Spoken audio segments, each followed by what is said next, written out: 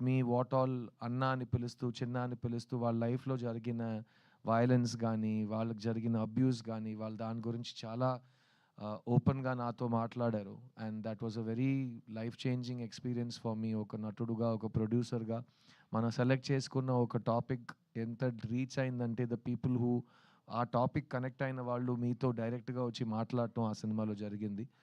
అలాంటి ఒక విషయం ఇంటూ 10 ఈ 3 బిహెచ్‌కేకి జరుగుతుంది. ఎందుకంటే ఈ సినిమా లైఫ్‌లో ఎవరైనా ఒక్కసారైనా స్ట్రగుల్ అయిన వాళ్ళకి, ఒక్కసారైనా ఫెయిల్యూర్ అని ఆ పిలుపు విన్న వాళ్ళకి భయంకరంగా కనెక్ట్ అవుతుంది. ఎందుకంటే మన అందరి లైఫ్‌లో ఎప్పుడో we have been told you are not good enough, నీ వల్ల కాదు, ఎప్పుడూ కూడా కాదు అని అందరూ చెప్తారు. Because lot of the world is a very tough and cruel place. So అమ్మాయిలు, అబ్బాయిలు స్పెసిఫిక్‌గా స్కూల్ అండ్ కాలేజ్ టైంలో అలాంటి విషయాలు జరిగిన యంగ్‌స్టర్స్ వాళ్ళ ఎక్స్‌పీరియన్స్‌ని షేర్ చేస్తున్నారు.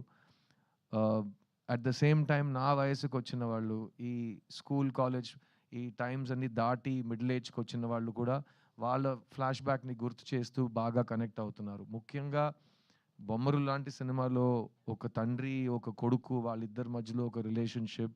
"ఇంకా నా చెయ్యి మీ చేతిలోనే ఉంది నాన్న. మొత్తం మీరే చేశారు నాన్న. చాలు నాన్న, చాలు నాన్న" అన్నట్టు అప్పుడు ఒక సిద్ధు అనే ఒక కుర్రాడు బెదిరించాడు. ఈ సినిమాలో వాసుదేవన్, ప్రభు మధ్యలో ఉన్న రిలేషన్‌షిప్ వల్ల ప్రతి కొడుకు థియేటర్‌కెళ్ళి తండ్రిని చూడగలుగుతున్నాడు. ప్రతి తండ్రి థియేటర్‌కెళ్ళి వాళ్ళ కొడుకుని చూడగలుగుతున్నారు. అండ్ ఇంటికెళ్ళి ఈ సినిమా ప్రభావం ఇంకా వాళ్ళలో ఉంది.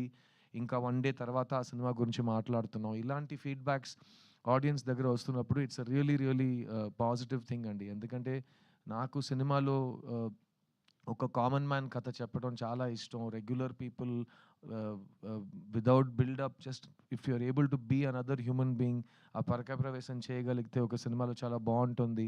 వాళ్ళలో ఉన్న సింపుల్ డ్రీమ్స్ కూడా డ్రీమ్సే.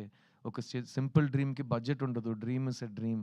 సో, ఆ డ్రీమ్ నిజం అవుతున్నప్పుడు ఆ సంతోషం, ఆ హోప్ మనకు కలుగుతున్నప్పుడు, ఆ రిలీఫ్ ఒక గెలుపు మన దగ్గరకు వచ్చేటప్పుడు వచ్చే సాటిస్ఫాక్షన్ గానీ, రిలీఫ్ గానీ ఈ సినిమాలో శ్రీ గణేష్ చూపించారు.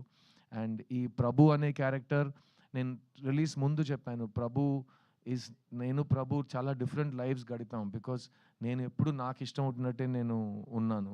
'చుక్కలో చంద్రుడులో' సాంగ్ ఉంటుంది. నాలాగే నేనుంటాను, నామది మాటే వింటుంటాను, ఐ డోంట్ కేర్ అన్నట్టు, దిస్ ఈజ్ మై లైఫ్ అన్నట్టు. సో, అది నాది ఒక స్వేచ్ఛగా కావాల్సినట్టు ఉండాలి అనిపించే ఒక లైఫ్ నేను గడిపాను. మా నాన్న పాపం, మా అమ్మ పాపం వాళ్ళు చాలా ఫేస్ చేశారు. ఈ రెబెల్ స్ట్రీక్‌ని గానీ, నా మొండితనాన్ని వాళ్ళు చాలా చూసారు. ప్రభు అనే క్యారెక్టర్ నేను అందుకే నాలా కాదు అతను